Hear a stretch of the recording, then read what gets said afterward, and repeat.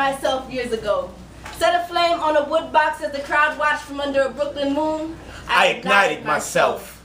Felt the sting of their applause on my back. Soul claps leave me black and blue.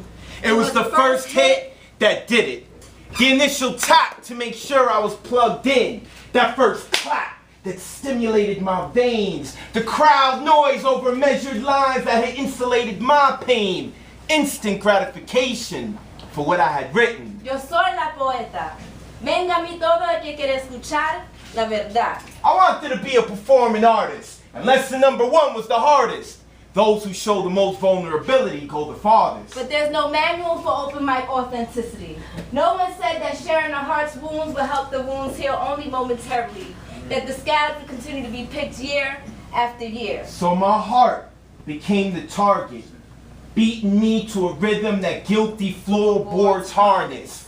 Pound for pound, I took this bruised ego and bottled it into a pen. And the people have come to listen. You can't retire some poems no matter how much you'd wish they'd disappear.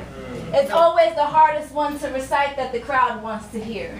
They want the poet's roar. Never knowing if I'm lying or feeling empty like Mr. Tinby. Greeted by eyes and oohs, but not knowing I'm crying over me and fool got beef, but it's not because I'm skinny. But there's no poetry in this book bag. No chapbooks, no incense, no finger snaps. Take a peek. See all the lives I carry in my mind's body bag, their final resting place, their tombstones, my page. I give them life when I'm on stage. And all they do is take my breath away.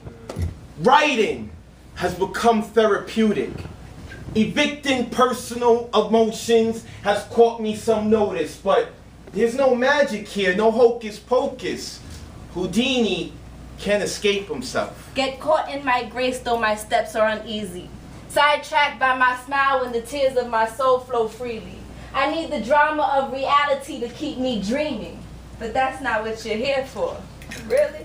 So spit us a poem, Mr. Poet Man. Share with us a poem tonight.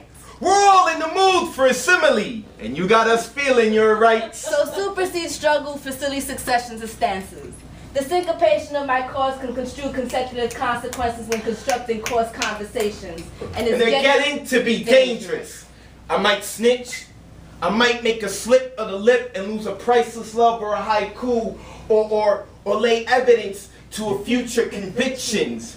It makes the idea of being an honest Renaissance man and a successful poet an impossible depiction. It's okay. They're here for entertainment. So I lie to myself for every moment I don't share. Let me play with my bruised, bleeding heart for you. Here's hoping that there's enough in half of me. I can't count how many times I've left it on stage. Please.